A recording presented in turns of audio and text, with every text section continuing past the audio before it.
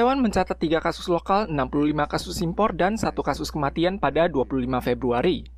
CCC melonggarkan protokol pandemi dari 1 hingga 31 Maret mencakup bebas masker pada olahraga luar, foto perorangan, foto grup, video show, rekaman, memandu acara, mengemudi perorangan, tidak wajib kontrol pengunjung dan boleh mencicip makanan pada swalayan, supermarket, dan pasar, bebas mamin di stasiun THSR dan TRA, acara pernikahan juga boleh melakukan tos keliling.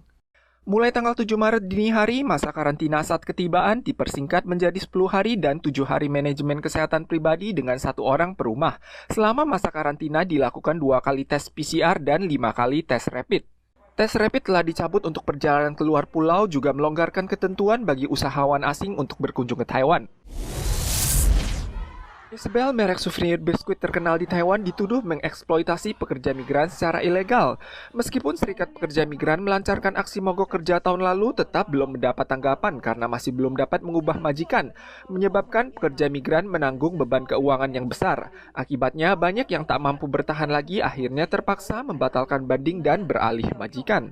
我们需要赶快换雇主，但是我们的 公司要我们承认公司没有做，没有违法，才建同意给我们转换。那这些劳工因为出来要求自己的法令保障，反倒因为这个程序问题又延迟了。 MOL telah meminta Pemkot Taichung untuk melakukan investigasi. Bila majikan melanggar hukum, maka akan dicabut izin usahanya dan memberikan ganti rugi karena menyebabkan karyawan tak dapat bekerja. 已经在去年11月2号函请台中市政府查明违法情事。 台中市政府迟未回复，所以劳动部在1月跟2月发函催办，后续还是要等台中市政府的认定。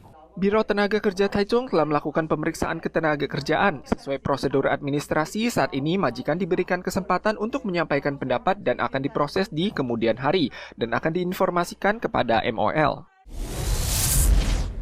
Rusia melancarkan serangan terhadap Ukraina pada tanggal 24. Sejauh ini lebih dari 160 rudal telah diluncurkan. Presiden Ukraina menyatakan bahwa 137 tentara dan warga sipil telah tewas dan 316 lainnya terluka. PBB menyampaikan bahwa sekitar 100.000 orang sedang melarikan diri dari Kiev. Warga di ibu kota Ukraina berhamburan dan mengerumuni stasiun kereta untuk berlindung dari serangan udara. Disampaikan oleh media Reuters, ini merupakan serangan terbesar kedua di Eropa setelah Perang Dunia Kedua. Pihak militer Rusia mengendalikan pembangkit listrik tenaga nuklir Chernobyl. Masih ada radiasi di pembangkit listrik tersebut, yang juga menimbulkan kekhawatiran dari pihak pengawas energi nuklir internasional. ДАС, так звана зона відчуження, і всі об'єкти Чорнобильської АЕС взяті під контроль російськими збройними угрупованнями. Жертв та постраждалих за даними керівництва Чорнобильської. Presiden Ukraina menyampaikan bahwa tentara Rusia merebut pembangkit listrik tenaga nuklir Chernobyl. Tentara nasional mengorbankan nyawa mereka dengan harapan agar tragedi 1986 tidak terulang. Ia juga menandai Perdana Menteri Swedia menyatakan bahwa ini adalah deklarasi perang di seluruh Eropa. Pihak Rusia mengklaim telah mencapai target pada hari pertama invasi menghancurkan 83 titik darat di Ukraina. Это стало возможно благодаря огневой поддержке российской артиллерии и армейской авиации. Все поставленные перед группировками войск Вооруженных сил Российской Федерации. Presiden Rusia menganggap bahwa perang adalah satu-satunya cara untuk membela Rusia. Presiden Amerika Serikat mengatakan bahwa Rusia akan menebus harga tinggi dan saat ini meningkatkan pasukan di Jerman untuk memperkuat kemampuan tempur NATO.